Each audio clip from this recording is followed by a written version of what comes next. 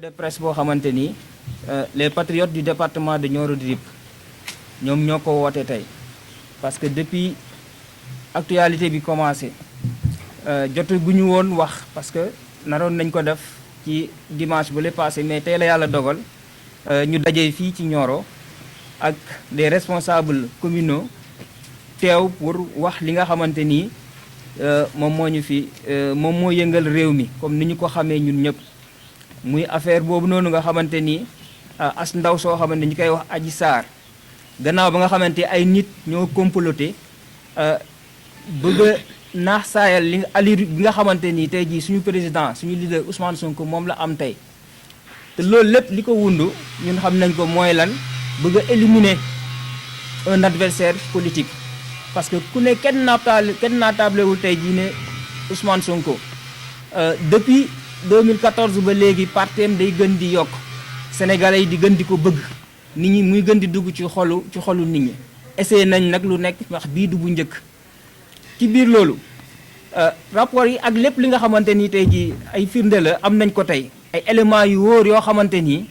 kenn naatablewul tey le sénégalais lambda bi nga xamante ni bu ñuy wax ngir yàlla tax wax ngir dëgg ak laay tàlla xam nañ ne tey jii nii Ousmane Sonko dañ koo bëgg a pexeel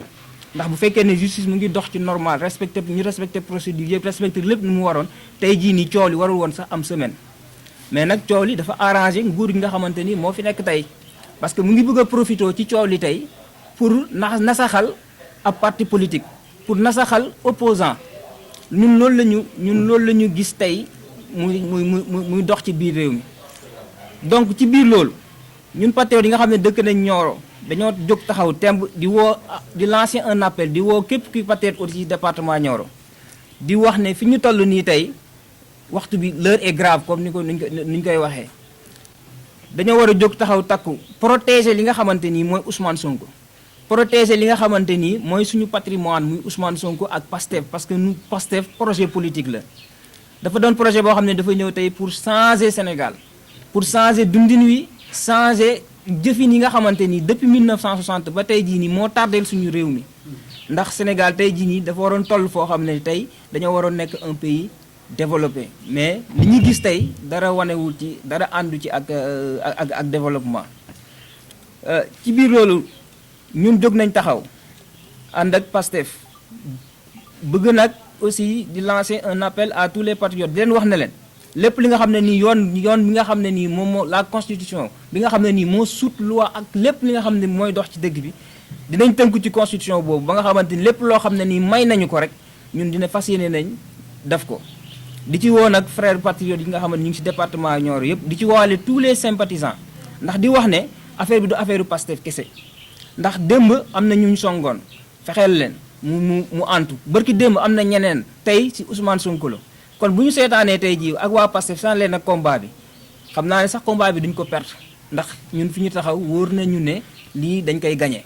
mais nag dañuy lancer appel ñëpp ñu xam ne c'est le combat de tous les Sénégalais c'est le combat de tous les patriotes yi nga xam ne ñoom ñëpp bëgg nañ Sénégal te dëkk bi am na lu mu leen jaral damay tëjee kàddu yi di woo population Nioro di leen wax ne leen depuis début mbir mi mu commencé ba léegi ñu ngi door a wax point de presse ñu ngi door a tàmbali parce que dimanche ba le passé le 13 février dañoo naroon a def point de presse mais ci avant si laataa ñuy def point de presse bi veille bi dañoo am ay information yu wóor que ay nit ñu ngi dëkk fii Nioro am lu ñuy waajal pour fexeel patriotes yi pour yëngatu teg ko seen der pour jéem leen a déstabiliser mais ñu leen di wax ne leen nag ñun Nioro lañ dëkk nous ne sommes pas des autochtones même suñu nekkoon sax ay autochtones on est des Sénégalais et Nioro fait partie du Sénégal Nioro mënul nekk exception tey jii ci région de Kaolack Nioro mënul nekk tey exception ci Sénégal ndax foo dem tey patriotes yi ñu ngi def point de presse te point de presse defe naa c'est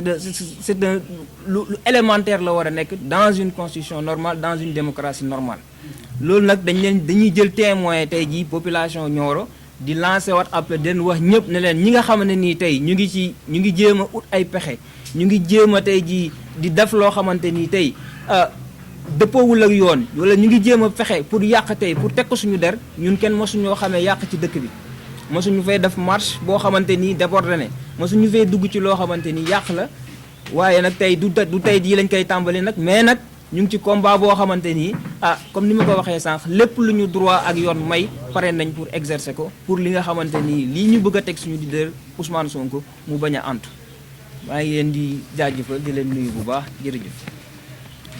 Également coordonnateur communal de la commune de Prokhane. Li coordonnateur départemental wax ni yépp mooy dëgg duma ci sori. Je vais juste rappeler que la commune de Prokhane est engagée aujourd'hui plus que jamais à défendre le président Ousmane Sonko. Digal dong la ñuy xaar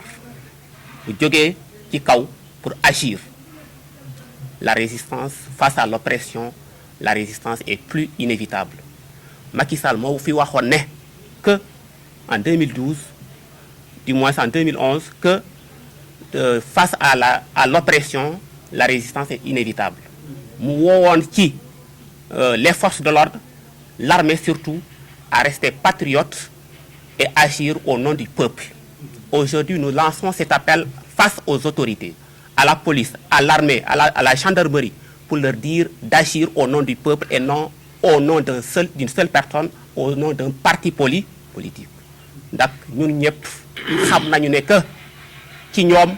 nous avons des grands frères, nous avons des petits frères, donc suñu parents yi ñoo nekk ci ñoom. Donc le jour où les forces de l'ordre vont agir au nom d'un parti politique, na leen leer ne que ils vont buter sur leurs frères et su boobaa ëllëg ñun ñëpp ñoo ciy toog di jooy. Donc le défi est lancé.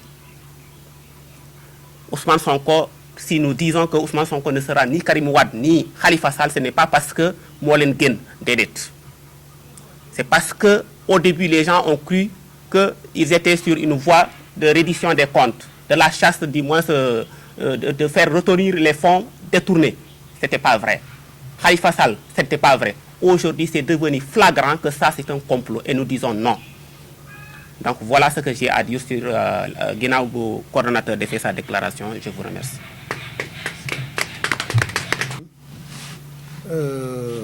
Ibrahima Cissé la coordonnateur commune bu Médina Sabakh. waaw ginnaaw bi mu nuyoo les patriotes du département de Nioro di jaajëfal journalistes yi nga xam ne ni tey teew nañ fii pour couvrir le point de presse. waaw comme ni ko sama naataangooy waxee defe naa du ma guddal parce que coordonnateur bi def na l'essentiel maanaam wax na li nga xam ne tey moo ñu fi dajale. di wax ne depuis l'affaire Ousmane Sonko ak Adji Sarr dëkk bi ñëpp a ngi wax mais ñun liñ ciy wax les patriotes du département de Nioro mooy que l'affaire soit tirée au clair, que la justice mu def liggéey bi nga xam ne ni tey ñëpp ñu ngi ko ciy xaar. bu fekkee loolu amul Pastef Médina Sabakh en premier lieu ak Pastef département Nioro pare nañ pour jàkkaarloo ñi nga xam ne ni tey dañu bugg a faagaagal suñu leader bi nga xam ne tey dafa porter projet boo xam ne tey Sénégal yëpp ñoo ci am yaakaar. bu fekkee pare nañ aussi pour doxal yoon de manière équitable de manière très claire là on est d'accord. bu fekkee parewuñ aussi pour def loolu Pastef Nioro pare na pour jàkkaarloog ñi nga xam ne tey dañ ko bëgg a liquider. donc du ma ci sori lépp lu mu laaj rek ñun pare nañ pour jàkkaarloog ñi nga xam ne ni tey dañu ko bëgg a faagaagal ci loo xam ne ni ñëpp xam nañ par rapport ak rapport yi nga xam ne ni tey gendarmerie mi ngi ko yoroon génn na ko ak li nga xam ne moo fi jot a am te tireeguñ ko au clair. li ñuy wax nag di ko ruumandaat ñun pare nañ pour jàkkaarloo ak loolu bu fekkee leer na ñu def comme li nga xam ne tey moom la yoon santaane ñëpp xam ne lii leer na mais bu leerul aussi dañuy jàkkaarloo ak ñi nga xam ne tey dañ bëgg a liquider suñu leader politique. Je vous remercie. asalaamaaleykum mbooloo mi ñu ngi nuyu ñëpp di remercier les journalistes. maa ngi tudd Mamadou Lamine Mbow coordonnateur Pastef commune bu Kër Madiabel ñëw tey fii teew si Nioro di dimanche 21 février 2021 di waxtaanee ci mbir mu am solo te mu soxla Sénégal yi et le monde entier. damay commencer di citer un grand homme maître Abdoulaye Wade. dañoo déglu ko ci moom en tant qu'avocat international muy wax ne un projet politique duñ ko gagner ci justice mais opinion bi moom la ñuy dem pour gagner ji ko. Et nous sommes convaincus aujourd'hui que le projet bi nga xamante ni moom la ñu jëm ci mbiru président Ousmane Sonko nekkul un procès et bu justice di réglé. De ce fait, nous patriotes du Sénégal et du monde entier, nous patriotes de Nioro et de Keur Madiabel pare nañu taxaw temm def li nga xamante ni moom lañu yoon may. te nag résistance constitution moo ko wax l'islam bi ñu bokk sax wala beneen diina daf la permettre ku la song te mënoo koo baal na nga fayu kem ni mu la tooñee. dañoo tooñ te lii du tey parce que nag ku ndëbin rey sa maam boo séenee lu ñuul war ngaa daw. bu ñu fàttee l'histoire sénégalaise daf ñoo jàngal vous vous rappelez tous de l'histoire de Mamadou Dia. tey flic toog suñu salon ne ndeysaan pourtant Mamadou Dia avait un bon projet. Malheureusement pour nos Sénégalais il a été liquidé. ñu amaat fii un grand scientifique du nom de Cheikh Anta qui porte aujourd'hui dont le temple du savoir aujourd'hui porte son nom, a été liquidé politiquement. Vous vous rappelez l'histoire de Omar Blondin Diop, il a été liquidé. Alors, c'est ça le Sénégal, mais c'est ça l'Afrique. Je vous demande, chers concitoyens, où est notre frère, notre ami, le grand patriote, l'homme intègre, Thomas Sankara? Il avait un bon projet pour l'Afrique. Malheureusement, c'est l'Afrique qui tue l'Afrique. Je vous rappelle également l'histoire de Muammar Kadhafi, qui envisageait vraiment mettre sur pied les États-Unis d'Afrique, qui envisageait mettre aujourd'hui une compagnie aérienne qui va concurrencer l'Occident. Il a été liquidé par ses pairs, comploté par l'Occident. C'est ces mêmes tentatives-là, moom la ñu bëgg a andi tey avec le jeune Ousmane Sonko, qui a un projet qui diffère de ce que nous connaissions. Alors, Nioro nag du noppi. Pourquoi Nioro du noppi? Parce que ñun Nioro dañaa nekk ci biir ba sori. Aujourd'hui, Nioro doomam le président Moustapha Niasse mooy président Assemblée nationale. Aujourd'hui Nioro doomam Jéema Ndiaye Ba moom mooy présidente commission des lois. Aujourd'hui doomu Nioro Ndeye Khady Ndiaye est dans l'affaire. kon su Nioro toogee noppi waxul ci lii ñun Nioro gorewuñu. ñu ngi wax ñooñu noonu histoire fii la ñu fekk tey le président Moustapha Niasse fit bu mu am njàmbaar bu mu am na bàyyi xel ne inculqué na ko ay doomam na bàyyi xel jox na ko ay sëtam et nous allons dire non. ñu ngi koy fàttalil en 2011 nous étions à ses côtés dem place de l'Obélisque di xeex ak moom ñu ne il voulait que la justice soit faite. Aujourd'hui ñu ngi koy rappeler ces jours-là bi ñuy torturer ces responsables là ñu taxaw ne nañu xeex parce que xeex boobu xeex droit la woon droit boobu tey moo nekk droit.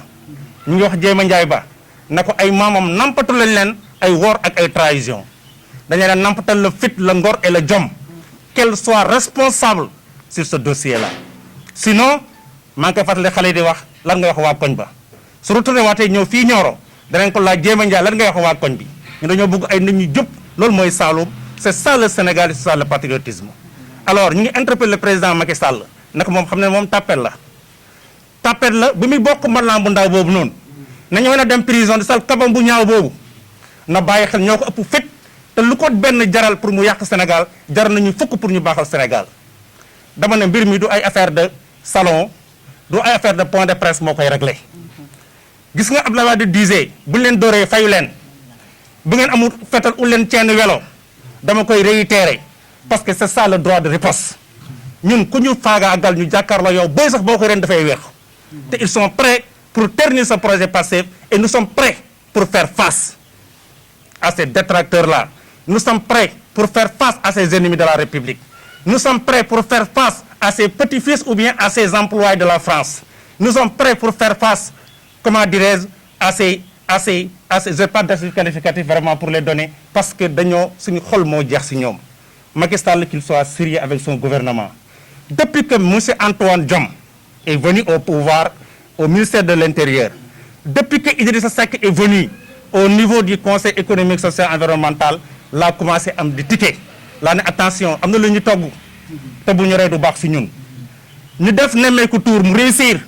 Président Ousmane Sonko voulait faire le tour du Sénégal. Et vous vous rappelez, Khalifa Sall bi ñu koy jàpp, il préparait faire dafa nekkoon en pleine tournée Tambacounda. Ñu dugal ko si lii jàpp arrêté sa tour ma jàpp dugal sa kaso gi. Il a refusé, ñu arrêté loo ko tëj ko kaso nax saal son projet. Ousmane Sonko envisage un projet nemmeeku tour. Lorsque nous avons annoncé les millions que les patriotes ont collectés, le surlendemain, 3 heures du matin, un ministre responsable devait faire sortir un communiqué pour parler aux Sénégalais et dissoudre des partis politiques. Ils l'ont essuyé. Pourquoi ils l'ont essuyé? C'est l'opinion sénégalaise qui avait dit non. Nous reculons. Quelques jours après, ce complot franc-grand, nous avons dit le